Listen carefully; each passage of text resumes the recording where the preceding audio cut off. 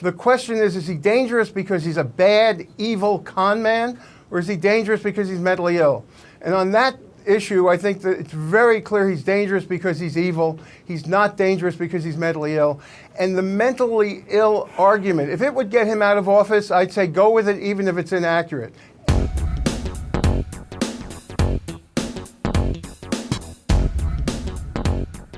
I've known thousands of patients. Almost all of them have been well-behaved, well-mannered, good people. Trump is none of these.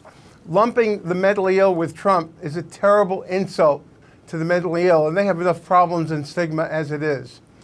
The second issue is that calling Trump crazy hides the fact that we're crazy for having elected him, and even crazier for allowing his crazy policies to persist. Trump is as destructive a person in this century as Hitler, Stalin, and Mao were in the last century. He may be responsible for many more million deaths than they were.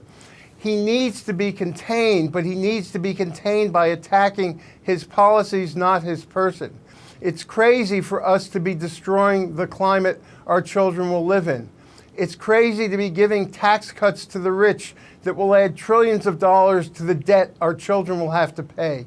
It's crazy to be destroying our democracy by claiming that the press and the courts are the enemy of the people. We have to face these policies, not Trump's person. Now, it's absolutely impossible. You can bet the House that the Congress, that Pence, that the cabinet will never, ever remove Trump on grounds of mental unfitness. That will never happen.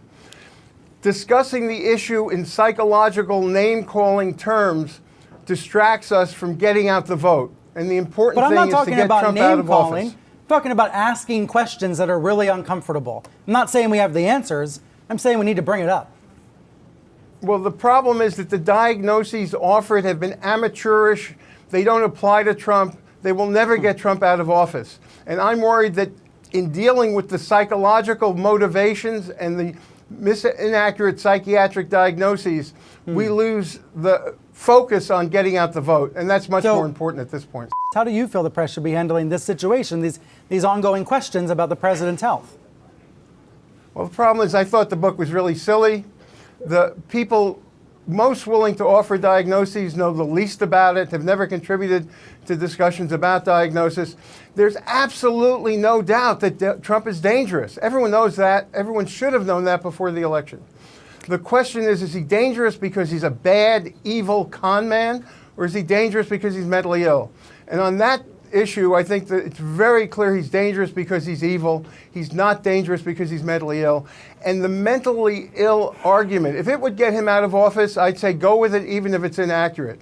Anything to get this man out of office, but it won't work. So piling on inaccuracy, stigma, the press will be getting people who know nothing about psychiatric diagnosis, spouting off at the mouth. It won't add to the discussion. It will distract from the political stuff.